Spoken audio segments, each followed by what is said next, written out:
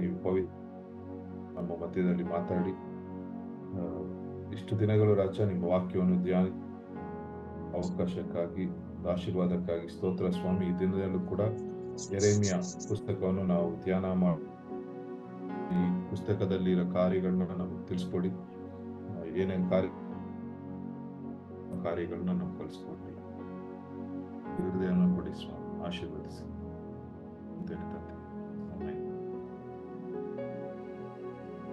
ಇವತ್ತು ಯೆರೆಮೀಯ 1ನೇ ಅಧ್ಯಾಯದಲ್ಲಿ ಕೆಲವು ಕಾರ್ಯಗಳನ್ನ ನೋಡೋಣ. ಯೆರೆಮೀಯನ ನೋಡಿದ್ರೆ ಅವ್ರನ್ನ ಪ್ರಾಫಿಟ್ ಅಂದ್ರೆ ಒಂದು ಕಣ್ಣೀರಿನ ತುಂಬಾ ಕಣ್ಣೀರು ಸುರಿಸಿ ಜನಗಳ ಪಾಪಕ್ಕೋಸ್ಕರ ಏನ್ ಮಾಡ್ತಾರೆ, ಮನಶಾಂತರ ಹೊಂದುವಂತೆ ಎಷ್ಟೊಂದು ಕಾರ್ಯಗಳನ್ನ ಯೂದ ದೇಶದಲ್ಲಿ ಅವ್ರು ಹೇಳ್ತೀವಿ. ಈ ಯೆರೆಮೀಯ ಪುಸ್ತಕ ಬಂದು ಈ ಪ್ರವಾದಿಯ ಒಂದು ಪುಸ್ತಕ. ಯೆರೆಮೀಯ ಬಗ್ಗೆ ನಾವು ನೋಡ್ಬೇಕಾದ್ರೆ ಅವರು ಒಂದು ಯಾಜಕರ ಒಂದು ಕುಟುಂಬದಲ್ಲಿ ಹುಟ್ಟಿದ್ರು, ಯಾಜಕನಾಗಿದ್ರು. ಅವರು ಕೂಡ ಒಂದು ಯೆರೂಸಲೇಮಿಂದ ಒಂದು 5 ಕಿಲೋಮೀಟರ್ ದೂರದಲ್ಲಿ ಒಂದು ಅನೋತ್ ಅಂತ ಒಂದು ಜಾಗದಲ್ಲಿ 40 ವರ್ಷಗಳು ಏನ್ ಮಾಡ್ತಾರೆ, ಅವರು ಸೇವೆನ ಮಾಡೋದನ್ನ ನಾವು ನೋಡ್ತೀವಿ. ಪ್ರವಾದನೆ ಹೇಳುವ ಒಂದು ಸೇವೆಯಾಗಿ ಅವ್ರದ್ದಿತ್ತು. ಏನು ಕಾರ್ಯ ಕರೆದಿದ್ರು ಅಂದ್ರೆ ಜನಗಳು ಬಂದು ಮನಶಾಂತರ ಹೊಂದಿ ದೇವರ ಬಳಿಗೆ ಬರಲು ಅವ್ರು ರಿಪೆಂಟೆನ್ಸ್, ಮನಶಾಂತರದ ಬಗ್ಗೆ ಪ್ರಚಾರ ಮಾಡಕ್ಕೆ ದೇವರು ಬಂದು ಅವ್ರನ್ನ ಆಯ್ಕೆ ಮಾಡಿ ಅವ್ರನ್ನ ಕರೆದಿದ್ರು. ಆದ್ರೆ ಎಷ್ಟೋ ಸತಿ ಇವರು ಮನಶಾಂತರದ ಬಗ್ಗೆ ಅವರು ಯೂದ ಜನರಿಗೆ ಮಾಡ್ಬೇಕಾದ್ರೂ ಕೂಡ ಅವ್ರಿಗೆ ಬಾಬಿಲೋನ್ ದೇಶದಲ್ಲಿಂದ ಏನಾಗುತ್ತೆ, ಒಂದು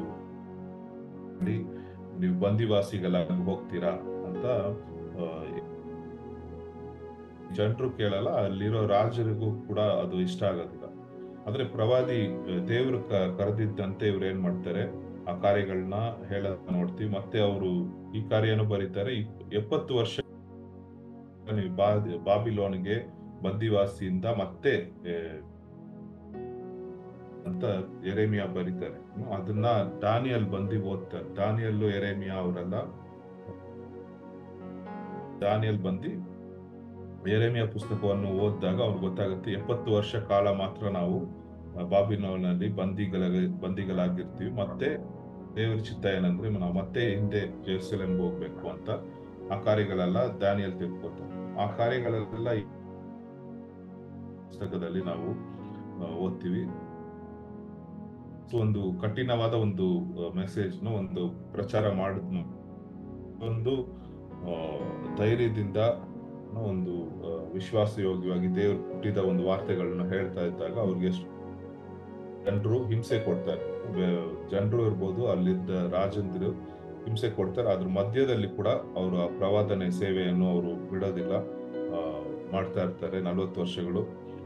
5 ರಾಜರ ಕೆಳಗೆ ಅವ್ರು ಏನ್ ಮಾಡ್ತಾರೆ, ರಾಜ್ಯದ ಸಮಯದಲ್ಲಿ ರಾಜಭಾರ ಮಾಡ್ಬೇಕಾದ್ರೆ 5 ರಾಜಂದ್ರು ವಾದಿಯಾಗಿರ್ತಾರೆ. ಫಸ್ಟ್ ರಾಜ ಬಂದು ಜೋಶಯ ಬಂದು ಅವರು 8 ವಯಸ್ಸಲ್ಲೇ ಏನ್ ಮಾಡ್ತಾನೆ, ರಾಜನಾಗಿ ಅವರು ಅವಾಗ ಯೆರೆಮೀಯ ಕೂಡ ಯವನಸ್ಥರಾಗಿ ಇದ್ರು.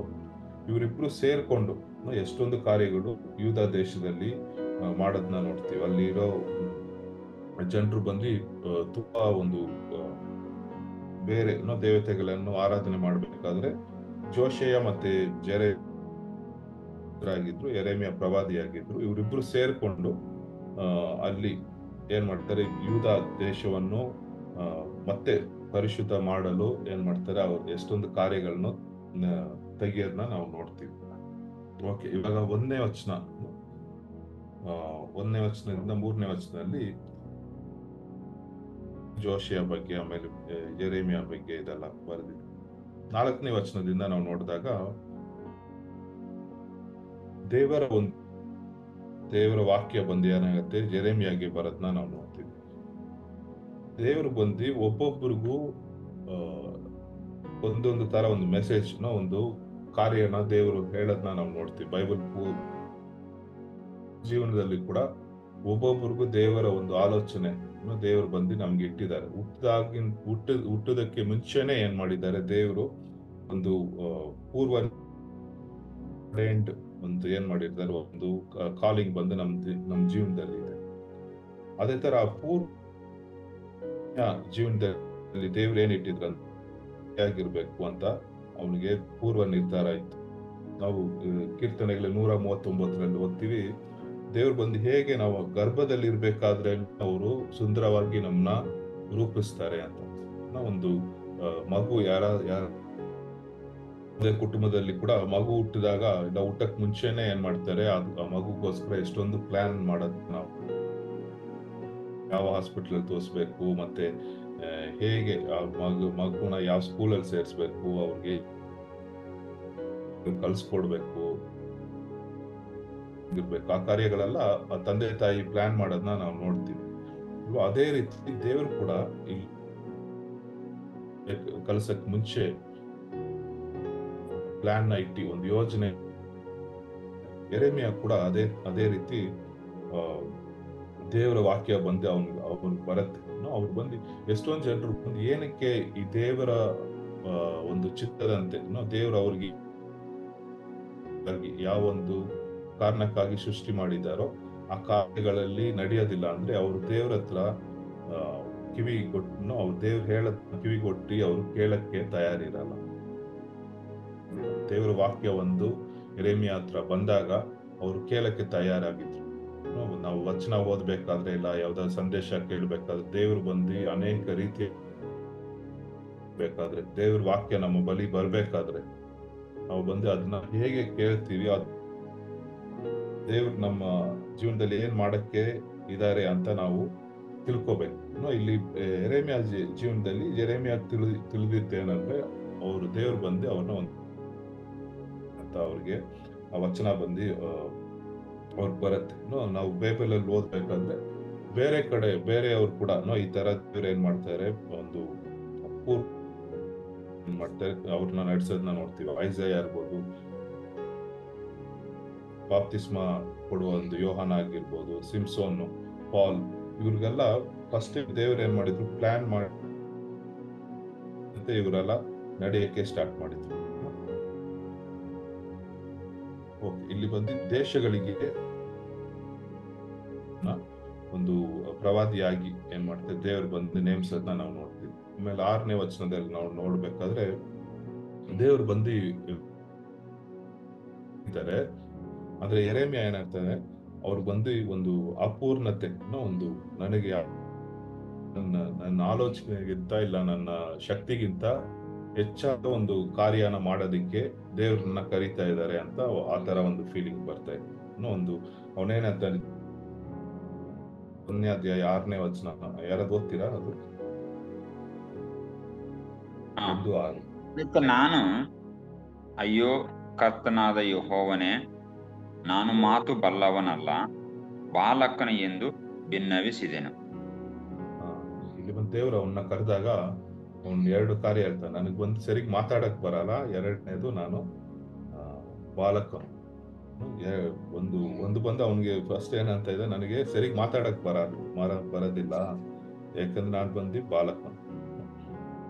ಇದೇ ಕಾರ್ಯನ ಮೋಸೆ ಕೂಡ ಹೇಳೋದನ್ನ ನಾವು ನೋಡ್ತೀವಿ.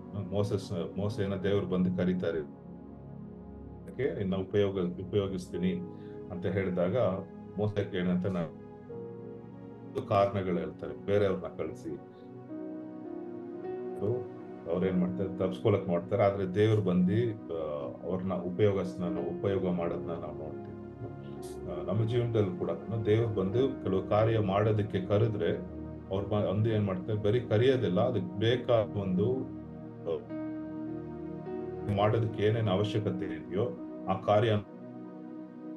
ಯೆರೆಮೀಯನ ಇಲ್ಲಿ ಪ್ರವಾದಿಯಾಗಿ ಕರೆದ್ರು, ಆದ್ರೆ ಯೆರೆಮೀಯ ಏನು ಉತ್ತರ ಕೊಡ್ತಾನಂದ್ರೆ, ನಾನು ಬಂದು ಬಾಲಕ, ನನಗ್ ಬಂದು ಮಾತಾಡಕ್ ಬರಲ್ಲ ಅಂತ ಹೇಳ್ತಾನೆ. ಅದು ಒಂದು ನಿಜ.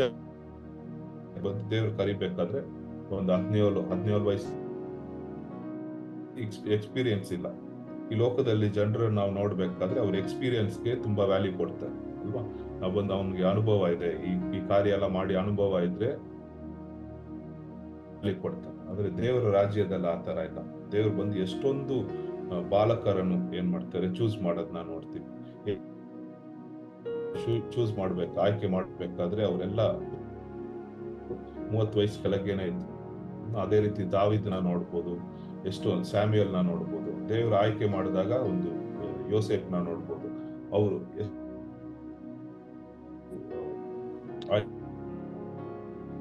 ಒಂದು ಸಮಯದಲ್ಲಿ ಏನ್ ಮಾಡ್ತಾರೆ, ಆಯ್ಕೆ ಮಾಡಿ ಅವ್ರನ್ನ ಉಪಯೋಗ ಮಾಡೋದನ್ನ ನಾವು ನೋಡ್ತೀವಿ ಅಲ್ವಾ. ಅದೇ ರೀತಿ ಯೆರೆಮೀಯ ಕೂಡ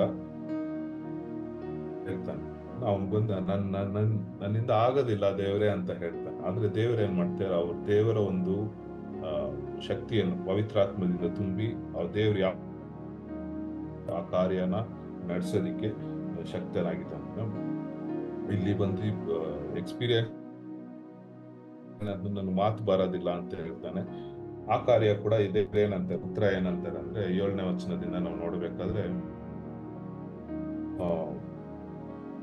ನಾನೇನ್ ಮಾಡ್ತೀನಿ, ನಿನಗೆ ಏನ್ ಮಾತಾಡ್ಬೇಕು ಆ ಕಾರ್ಯಗಳನ್ನ ಸಹಾಯ ಮಾಡ್ತೀನಿ ಅಂತ ಹೇಳ್ತಾರೆ. ದೇವರು ಬಂದು ಇಲ್ಲಿ ಹೇಳ್ತಾರೆ, ನಾನ್ ಬಂದು ನಮ್ಮ ಮಾತುಗಳನ್ನು ಕೊಡ್ತೀನಿ ಅಂತ.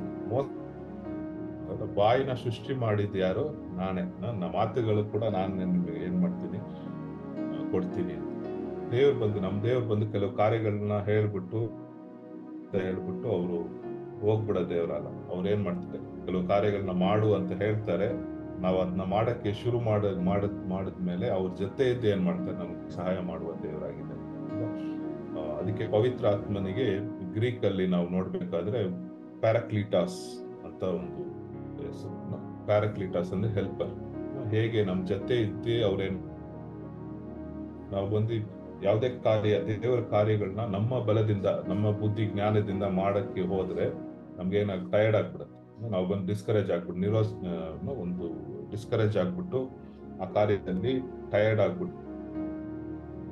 ಆದ್ರೆ ದೇವ್ರು ನಮ್ ಜೊತೆ ಇದ್ದು ಪವಿತ್ರಾತ್ಮನ ಮೂಲಕ ಕೆಲವು ದೇವರ ಸೇವೆಯನ್ನ ಮಾಡ್ಬೇಕಾದ್ರೆ, ದೇವರ ಕರೆದಿರುವ ಕಾರ್ಯಗಳನ್ನ ನಾವು ಪವಿತ್ರಾತ್ಮದ ಮೂಲಕ, ಅವ್ರ ಸಹಾಯದ ಮೂಲಕ ನಾವು ಮಾಡ್ಬೇಕಾದ್ರೆ ನಮ್ಗ ಅವ್ರ ದೇವ್ರು ಬಂದು ಏನ್ ಮಾಡ್ತಾರೆ, ಅವ್ರ ನಾವೇನ್ ಮಾಡ್ತೀವಿ ಜೀವನದಲ್ಲಿ ನೋಡ್ಬೋದು. ದೇವ್ರು ನಾನೇನ್ ಮಾಡ್ತೀನಿ, ನಿನ್ ಜೊತೆ ಇದ್ದು ಏನ್ ಮಾಡ್ತೀನಿ, ನಿನಗೇನ್ ಮಾತಾಡ್ಬೇಕು ಆ ಕಾರ್ಯಗಳನ್ನ ಕಳಿಸ್ಕೊಡ್ತೀನಿ ಅಂತ ಇಲ್ಲಿ ದೇವ್ರು ಬಂದು ಎನ್ಕರೇಜ್ ಮಾಡೋದನ್ನ ನೋಡ್ತೀನಿ.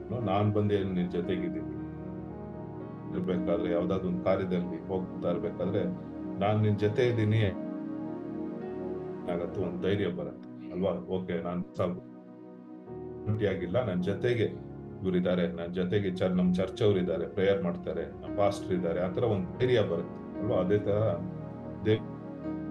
ನಾನ್ ನಿನ್ ಜೊತೆ ಇದ್ದೀನಿ, ನಾನೇನ್ ಮಾಡ್ತೀನಿ, ಈ ಕಾರ್ಯಗಳನ್ನ ದೊಡ್ಡದಾಗಿ ಕಾಣಿಸುತ್ತೆ, ನಿನಗ್ ಬಂದು ರೀತಿಯಲ್ಲಿ ಕಾಣಿಸ್ತಾ ಇದೆ, ಅದೇನ್ ಮಾಡ್ತೀನಿ, ನಾನ್ ನಿನ್ ಜೊತೆ ಇದ್ದೀನಿ ಅಂತ ಹೇಳ್ಬಿಟ್ಟು 9ನೇ ವಚನದಲ್ಲಿ ನೋಡಿದ್ರೆ ಅವರು ಬಾಯಿನ ಏನ್ ಮಾಡ್ತಾರಂತೆ, ದೇವ್ರು ಬಂದು ಮುಟ್ಟದ್ನ ನಾವು ನೋಡ್ತೀವಿ. ಯೆರೆಮೀಯ ಬಾಯಿನ ಏನ್ ಮಾಡ್ತಾರೆ, ದೇವ್ರು ಅಲ್ಲಿ ಮುಟ್ತಾರೆ. ಅವರು ಒಂದು ವಾರ್ತೆಗಳನ್ನ ಯೆರೆಮೀಯ ಬಾಯಲ್ಲಿ ಇಟ್ಟಿರ್ತಾರೆ. ಯೆರೆಮೀಯ ಆಮೇಲೆ ನಾವು ಟೈಮಲ್ಲಿ ಯೆರೆಮೀಯಾಗೆ ದೇವರ ಮಾತು ಬಂದಿರ್ತಾರೆ. ಯೆರೆಮೀಯ 29ರಲ್ಲಿ ನಾವು ನೋಡ್ಬೇಕಾದ್ರೆ ತರ ಇರಕ್ ಆಗ್ತಾ ಇರ್ಲಿಲ್ಲ. ಅವ್ರು ಬಂದು ಹೇಗೆ ಒಂದು ಬೆಂಕಿ ಒಂದು ಬೋನ್ಸ್ ಅಲ್ಲಿ ಇದೆಯೋ ಅದೇ ರೀತಿ ಒಂದು ಬೆಂಕಿ ಹೃದಯದಿಂದ ಆಚೆ ಬರೋ ತರ ಅವ್ರಿಗೇನ ದೇವ್ರ ವಾಕ್ಯ ಬಂದು ಅವ್ರ ಜೀವನದಲ್ಲಿ ಅಷ್ಟು ಒಂದು ಪ್ರಭಾವ ಮಾಡಿದ್ರು. ಅವ್ರು ಮಾತಾಡದೆ, ದೇವರ ವಾಕ್ಯನ ಮಾತಾಡದೆ ಇರಕ್ ಆಗ್ತಾ ಇರ್ಲಿಲ್ಲ. ಆತರ ಯೆರೆಮೀಯ 29ರಲ್ಲಿ ನಾವು ದೇವ್ರು ಕೊಡೋ ಒಂದು ವಾಕ್ಯಗಳು, ದೇವರ ಒಂದು ಪವಿತ್ರ ಆತ್ಮ ಮಾತಾಡುವ ಮಾತುಗಳಲ್ಲಿ ಒಂದು ಶಕ್ತಿ ಇದೆ. ನಾವು ಒಂದು ಸಾಧಾರಣವಾಗಿ ಮಾತಾಡೋದು, ದೇವರ ವಾಕ್ಯವನ್ನು ಪವಿತ್ರ ಆತ್ಮದಿಂದ ಮಾತಾಡೋದಕ್ಕೂ ತುಂಬಾ ಡಿಫ್ರೆನ್ಸ್ ಬರುತ್ತೆ ಅಲ್ವಾ. ಯೆರೆಮೀಯಾಗೆ ಅಲ್ಲಿ ಕೊಟ್ಟಿರ್ತಾರೆ, ಅಲ್ಲಿ ಏನ್ ಹೇಳ್ತಾರೆ ದೇವ್ರು, ಮತ್ತೆ ಅವನಿಗೆ 9ನೇ ವಚನದಿಂದ ನೋಡ್ಬೇಕಾದ್ರೆ, ನಾನ್ ಬಂದು ನಿನ್ಗೇನ್ ಮಾಡ್ತೀನಿ, ಒಂದು ಕಾರ್ಯಕ್ಕೆ ನೇಮಿಸ್ತಾ ಇದ್ದೆ, ಜನಾಂಗಗಳು ಮತ್ತೆ ರಾಜ್ಯಗಳನ್ನು ಕಿತ್ತು ಹಾಕಲು, ಕೆಡುವಲು, ನಾಶ ಮಾಡಲು, ಆಮೇಲೆ ಕಟ್ಟುವುದಕ್ಕೂ ನಡುವುದಕ್ಕೂ ಆ ಕಾರ್ಯಗಳು to uproot and to build ಅಂತ ಇಂಗ್ಲಿಷ್ ಅಲ್ಲಿ. ದೇವ್ರು ಬಂದು ಅಧಿಕಾರ ಬಂದು ದೇವ್ರು ಬಂದು ಏನ್ ಮಾಡ್ತಾರೆ, ನಿನ್ನ ಮೂಲಕ ನಾನು ಏನ್ ಮಾಡ್ತೀನಿ, ಎಷ್ಟೊಂದು ಜನಾಂಗಗಳನ್ನು ರಾಜ್ಯಗಳು ಅದನ್ನ ನಾಶ ಮಾಡ್ತೀನಿ, ಮತ್ತೆ ಕೆಡ್ತೀನಿ, ನೆಡ್ತೀನಿ. ಈ ಕಾರ್ಯಗಳೆಲ್ಲ ದೇವ್ರು ಬಂದು ಒಂದು ಕಾರ್ಯನ ಅವ್ರು ಹೇಳ್ದೆ ಮಾಡೋದಿಲ್ಲ. ಫಸ್ಟ್ ನೀವು ಬೈಬಲ್ ಅಲ್ಲಿ ನಾವು ಕರೆಕ್ಟ್ ಆಗಿ ನೋಡಿದ್ರೆ, ಅವ್ರು ಬಂದು ಒಂದು ಕಾರ್ಯನ ಮಾಡಕ್ ಮುಂಚೆ ದೇವ್ರು ಬಂದು ಏನ್ ಮಾಡ್ತಾರೆ, ಅವರು ಎಸ್ಪೆಷಲಿ ಅವ್ರ ಜನರಿಗೆ ಹೇಳ್ತಾರೆ, ಈ ತರ ಎಲ್ಲ ನಾನು ಮಾಡಕ್ಕಿದ್ದೀನಿ ಅಂತ ಹೇಳಿದ್ಮೇಲೆ ವಾರ್ನಿಂಗ್ ಕೊಡ್ತಾರೆ. ಜನರಿಗೆ ಬಂದು ಒಂದು ವಾರ್ನಿಂಗ್ ಕೊಡ್ತಾರೆ, ಈ ತರ ಎಲ್ಲ ಆಗಕ್ಕಿದೆ, ನೀವು ಬಂದು ಏನ್ ಮನುಷ್ಯಾಂತರ ಹೊಂದ್ಬೇಕು ಅಂತ ವಾರ್ನಿಂಗ್ ಕೊಟ್ಬಿಟ್ಟು ಒಂದು ಪೇಷಂಟ್ ಇಂದ ಏನ್ ಮಾಡ್ತಾರೆ, ಒಂದು ಕಾಯ್ದಿರ್ತಾರೆ. ತಕ್ಷಣ ಏನ್ ಮಾಡೋದು, ನ್ಯಾಯ ತೀರ್ಪನ್ನ ದೇವ್ರು ಯಾವ ತಕ್ಷಣ ಕೊಡೋದಿಲ್ಲ. ದೇವ್ರು ಬಂದು ತುಂಬಾ ದಿನ ವೆಯ್ಟ್ ಮಾಡ್ತಾರೆ. ಜನರು ಬಂದು ಮನುಷ್ಯಾಂತರ ಹೊಂದ್ತಾರೆ, ನಾನು ಬರೀ ಮತ್ತೆ ಹಿಂತಿರುಗಿ ಬರ್ತಾರೆ ಅಂತ ವೆಯ್ಟ್ ಮಾಡ್ತಾರೆ. ಅದೆಲ್ಲ ಆಗಿಲ್ಲ ಅಂದ್ಮೇಲೆನೆ ಏನಾಗುತ್ತೆ, ಇಲ್ಲಿ ನಿಧಾನವಾಗಿ ಬರೋದನ್ನ ನಾವು ನೋಡ್ತೀವಿ.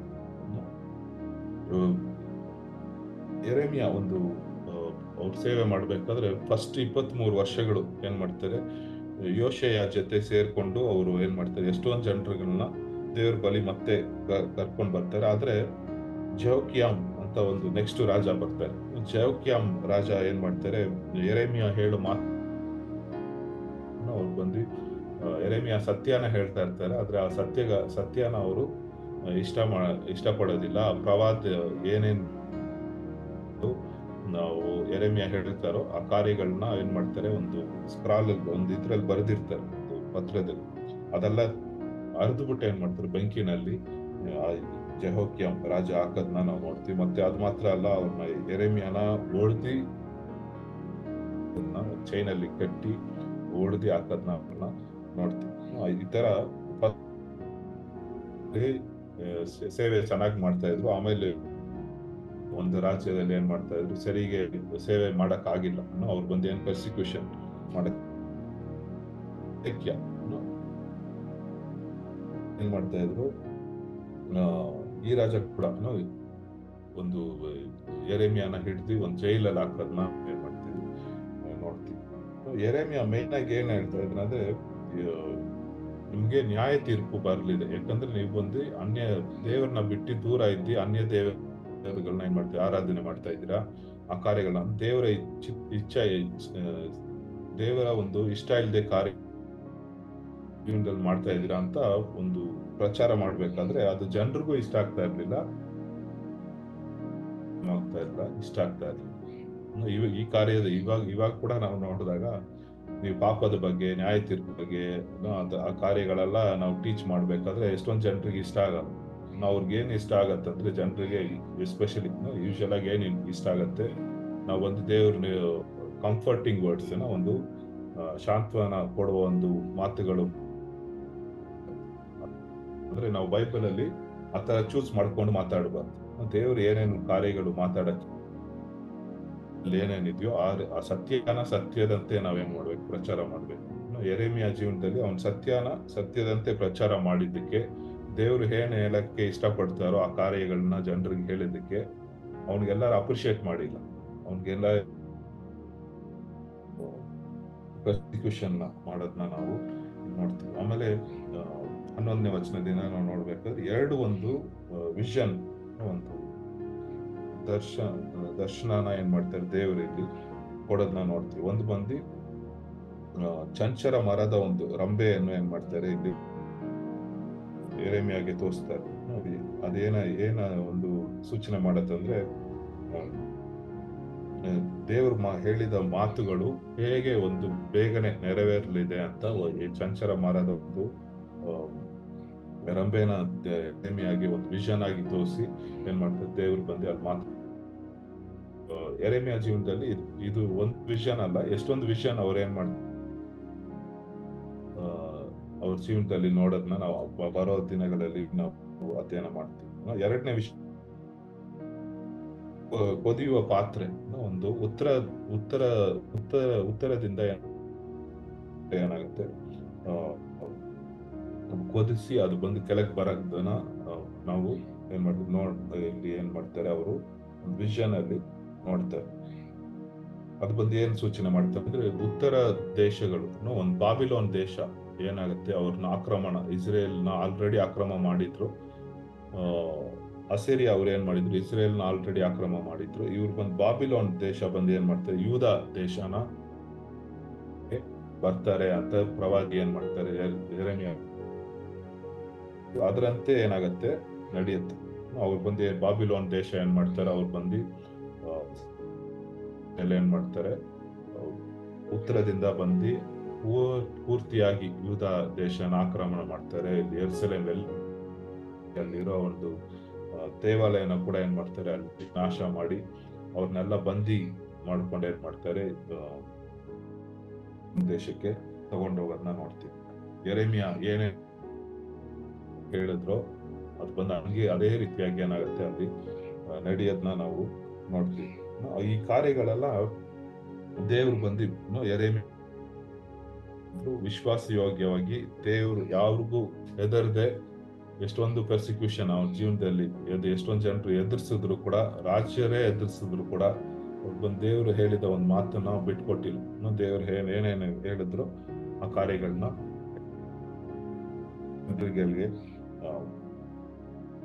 ದೇವ್ರ ಆಜ್ಞಾಪನೆ ನಮ್ಗೆ ಹೇಳೋದನ್ನ ನಾವು ನೋಡ್ತೀವಿ. ಒಂದು ಕೊನೆಯದಾಗಿ ದೇವ್ರ ಏನ್ ಹೇಳ್ತಾರೆ 17-18 ಯೆರೆಮೀಯನ ಒಂದು 3 ಕಾರ್ಯಗಳನ್ನ ಹೇಳ್ತಂತೆ ದೇವ್ರು. ನಿನ್ನ ನಾನು ಏನ್ ಮಾಡ್ತೀನಿ, ಒಂದು ಕೋಟೆಯ ಪಟ್ಟಣವಾಗಿ ನಿನ್ನ ಮಾಡ್ತೀನಿ, ಕಬ್ಬಿಣದ ಕಂಬವಾಗಿ ನಿನ್ನ ಮಾಡ್ತೀನಿ, ಮತ್ತೆ ತಾಮ್ರದ ಗೋಡೆಯಾಗಿ ನಿನ್ನ ಮಾಡ್ತೀನಿ. ನಿನ್ಗೆ ಇಷ್ಟು ಸ್ಟ್ರಾಂಗ್ ಆಗಿ ಏನ್ ಮಾಡ್ತೀನಿ, ನಿನ್ನ ಮಾಡ್ಬಿಡ್ತೀನಿ. ಕೆಲವು ಟೈಮ್ ನಾವು ಜನರು ಬಂದು ಕೆಲವು ಕಾರ್ಯಗಳು ಹೇಳಿದ್ರೆ ನಮ್ ಮನ್ಸಿಗೆ ತಡ್ಕೊಳಕ್ಕಾಗಲ್ಲ. ಇವ್ನ ಹಿಂಗ್ ಮಾತಾಡ್ಬಿಟ್ನಲ್ಲ, ಹಿಂಗ್ ಹೇಳ್ಬಿಟ್ನಲ್ಲ,